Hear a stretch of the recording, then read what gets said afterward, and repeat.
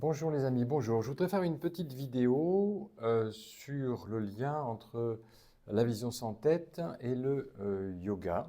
Puisque je reviens d'un stage à Toulouse où j'étais invité par la Fédération nationale de yoga traditionnel, la FNIT, à l'invitation d'Elisabeth et de Sylvie. Donc c'était formidable, très intéressant. Et donc pour préparer ce stage, j'ai un peu réfléchi sur le lien entre yoga et vision sans tête. Et alors, qu'est-ce qu'on appelle yoga? Alors, vous savez que yoga, à la base, donc c'est un mot sanskrit bien sûr, et qui vient d'une racine yuj, qui veut dire unir. Unir. D'ailleurs, il y a le mot en français joug, qui vient de là aussi, cette racine indo-européenne, le joug, qui relie deux bœufs entre eux.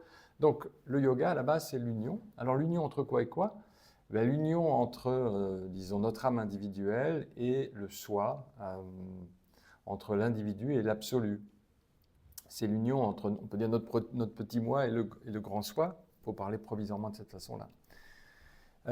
Donc, de cette façon-là, toute voie spirituelle qui nous permet de vivre en union avec l'absolu est un yoga, même si ce n'est pas d'Inde. En ce sens, on pourrait parler d'un yoga chrétien, d'un yoga bouddhiste, etc. Ramana Maharshi, le grand maître indien du XXe siècle, décrit ainsi le yoga. Il dit le yoga est commun à toutes les voies.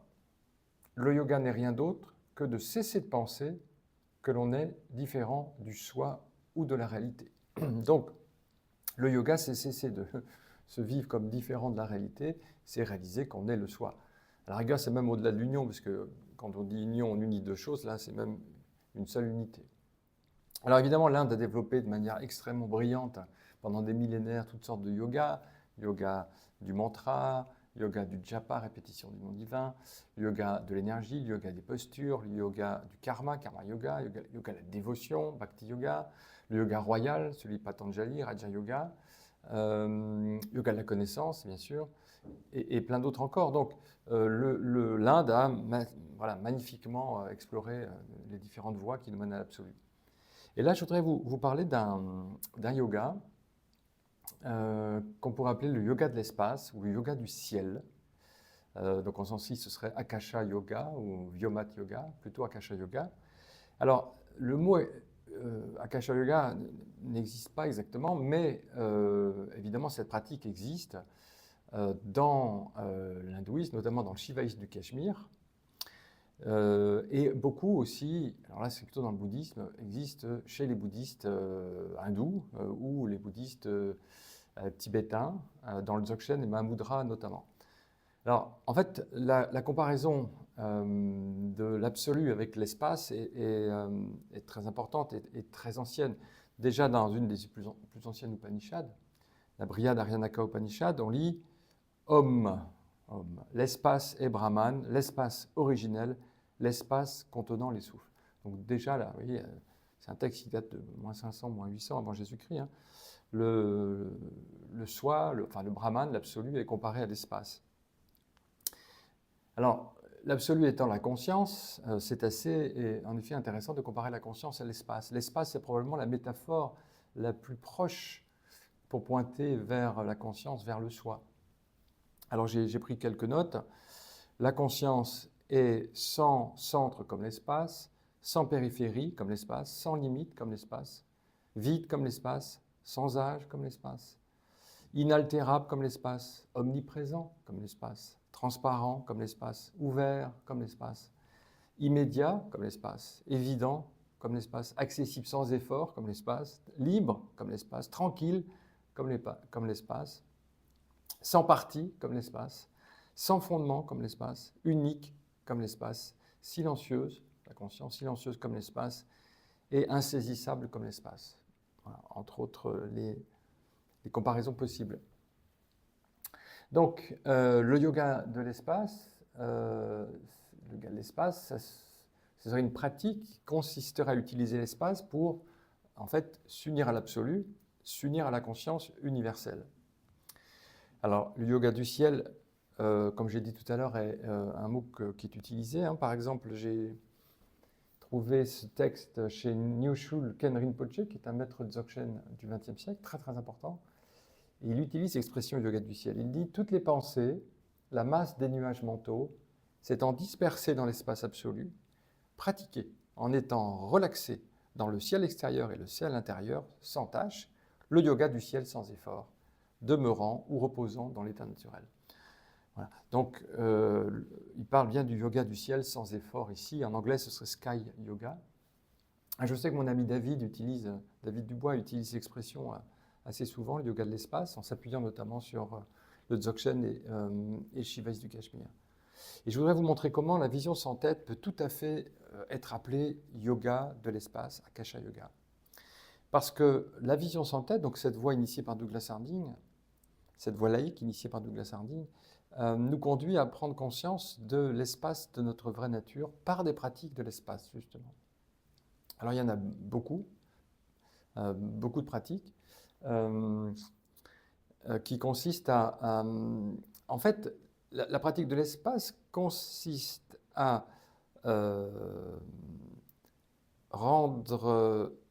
à faire disparaître, en fait, c'est ça, à faire disparaître les frontières entre le moi et l'absolu. C'est-à-dire qu'on ne se vit pas du tout comme étant spatial ou spacieux, on se vit comme étant très limité. On se vit comme étant enfermé dans le corps. Donc, à la rigueur, mon espace est 1,85 m, c'est ma taille, 1,85 m, voilà, de haut, puis 50 cm de large. Donc, c'est ça ma position, en fait. Ma taille, c'est petit. Voilà, on est des choses petites perdues dans le monde. Donc, on ne se vit pas comme spatial, on ne se vit pas comme large. Mais en réalité, une pratique très simple, la pratique de l'espace, le yoga de l'espace, donc, permet de faire tomber ces frontières entre le moi et la conscience absolue, et de voir qu'en fait, notre véritable nature est plus large que le monde, puisqu'elle englobe le monde. Notre véritable nature n'a pas de frontières, comme l'espace, n'a pas de centre, comme l'espace, n'a pas de limite, comme l'espace, est transparente comme l'espace, etc. Donc, ces pratiques visent à faire tomber les frontières entre le moi et l'espace de la conscience.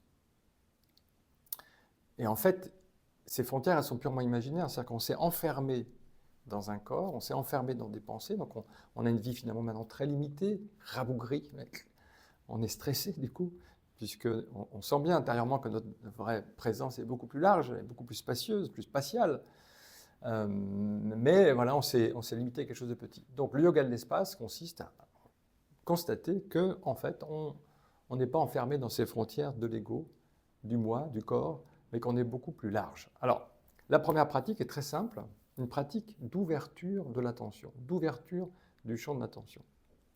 Ok ? Donc, je vous invite à faire comme moi, à écarter vos bras devant vous comme ceci. Voilà.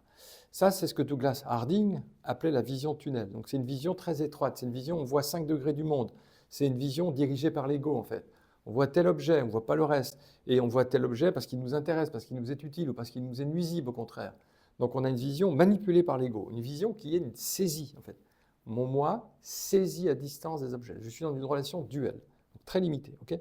Maintenant, je vous invite à ouvrir votre champ d'attention, ouvrir vos bras. Vous ouvrez les bras et vous passez ainsi d'une vision de 5 degrés à 30 degrés, 40 degrés, 50 degrés. Vous ouvrez encore. Voilà, ça fait 100 degrés, 120, 130, 150 et vous arrivez à 180 degrés. Et là, vous avez un espace beaucoup plus vaste. Et là, votre attention est grande ouverte, votre conscience est grande ouverte. Et là, entre vos deux mains, vous avez la pièce. Si vous êtes avec dans un appartement, vous avez la pièce en vous. Et si vous sortez, vous avez le ciel en vous. Si vous êtes dans un espace ouvert, vous avez vous avez l'espace en vous. Si vous êtes devant la mer, vous avez la mer en vous. Si vous êtes au sommet d'une montagne, vous avez tous les sommets en vous. C'est d'ailleurs pour ça qu'on aime les grands paysages, les paysages ouverts, on aime souvent marcher au bord de la mer, on aime les promenades, les méditations dans les déserts, c'est très à la mode. On aime voir les montagnes parce que ça nous espacifie en fait, ça nous agrandit. Oui, ça nous agrandit. Donc ça, c'est très important cet exercice d'ouverture. Oui. Donc notre attention devient vaste et plus vaste que le monde puisque le monde apparaît dedans. Oui. Voilà. Donc ça, c'est un premier mouvement qui permet de s'ouvrir comme ça, d'ouvrir la conscience. D'ouvrir la conscience sans effort, en fait, puisque de toute façon, la conscience est déjà ouverte. Ouais. Mais il faut une autre pratique encore pour aller jusqu'au bout de l'aventure, pour aller jusqu'au bout de l'union avec avec l'absolu, parce que s'il y a simplement cette pratique, on peut peut-être avoir l'impression que c'est moi, l'individu, qui s'est ouvert un peu. Donc c'est l'individu qui s'est ouvert, et l'individu est encore là en tant que moi-je, José, en tant que moi-je, Paul, en tant que moi-je, je sais pas, Catherine. Donc on peut encore s'identifier l'individu, c'est juste que l'individu est déjà plus ouvert, ce qui est bien, mais pas suffisant. Donc maintenant, je vais vous inviter à faire une expérience qui s'appelle revêtir l'espace, justement. Donc toujours avec vos mains, hein, voilà, avec vos bras, vous tendez vos bras et comme si vous teniez un bout d'espace entre vos deux mains. D'ailleurs, vous tenez un bout d'espace entre vos deux mains, puis il y a 20 cm de vide, n'est-ce pas? 20 cm de vide, vide. C'est-à-dire que ce vide, il n'a pas de nom, il n'a pas de nationalité, il n'a pas de genre, hein, pas masculin, pas féminin, il n'a pas d'âge. En fait, il n'a pas de caractéristiques, ce vide. Il est vide, vide, vide. Hein. C'est de l'espace, c'est un bout d'espace. Mais entre vos deux mains, vous voyez que vous avez aussi quelque chose qui apparaît. Vous avez des objets qui apparaissent. Là, moi, j'ai un bout de mur, là, par exemple. Là, je bouge un peu, j'ai un bout d'immeuble. Donc, si vous bougez cette petite fenêtre, vous voyez qu'elle accueille tout ce qui se présente. Sans préjugés, sans état d'âme, sans préférence, sans refus. C'est un accueil inconditionnel de tout ce qui se présente. Elle accueille toutes les couleurs, toutes les formes. Et c'est même plus qu'un accueil, parce qu'il y a une union entre le vide et les formes, en fait. Bon, mais cet espace, il est encore un peu petit, et puis il est loin de moi, et puis il n'est pas éveillé. Mais qu'est-ce qui se passe quand on le ramène au centre? Donc je vous invite à faire ce mouvement. Ramenez cet espace vers vous, ramenez cette fenêtre vers vous. Voilà, vous constatez que ça s'agrandit, n'est-ce pas? Il y a de plus en plus d'objets entre votre main gauche et votre main droite. Continuez le voyage, encore, rapprochez, rapprochez, ça s'écarte, ça s'écarte, ça s'écarte, ça s'écarte, jusqu'à ce que vos deux mains disparaissent. Et là, est-ce qu'on peut dire que vous êtes devenu l'espace? L'espace ouvert, l'espace vide. Et est-ce qu'on peut dire aussi que cet espace est éveillé maintenant? Ouais, vous êtes l'espace éveillé, rempli du monde. Mais là, ce n'est plus l'individu qui est éveillé, c'est l'espace qui est éveillé.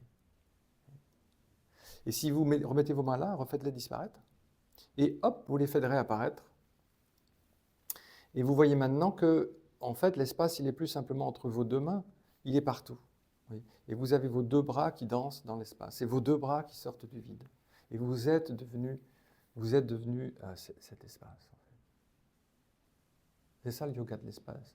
La vision sans tête est un yoga de l'espace. Elle consiste à pratiquer cette voie de l'espace, cette voie spacieuse, pour être soi-même élargi.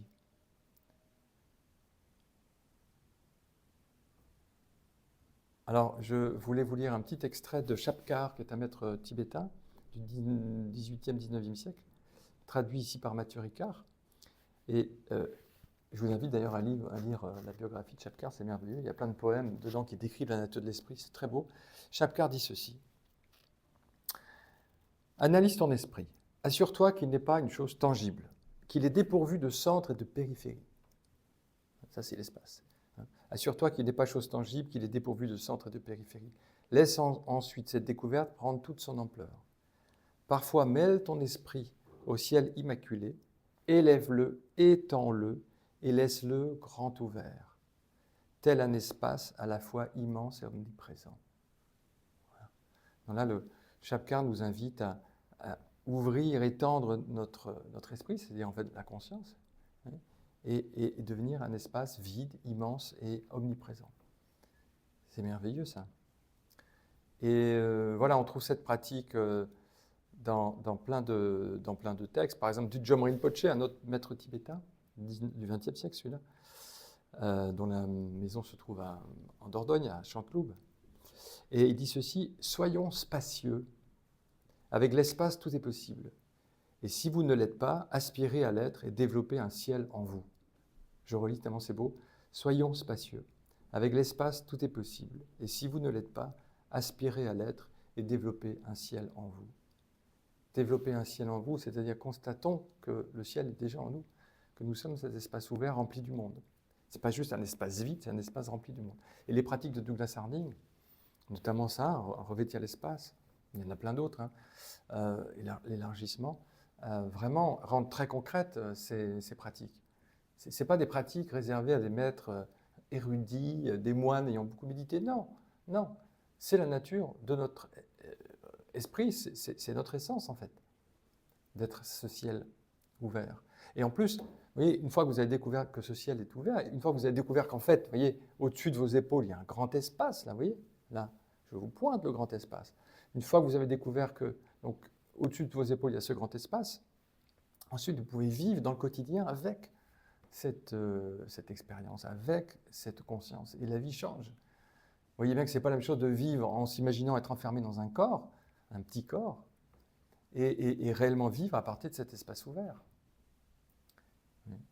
Et je voudrais terminer par une citation de Douglas Harding qui disait « Vous n'êtes pas une petite chose perdue dans le monde, ce qu'on croit être. Vous n'êtes pas une petite chose perdue dans le monde, c'est le monde qui est trouvé en vous. » C'est le monde qui apparaît dans l'espace de la conscience.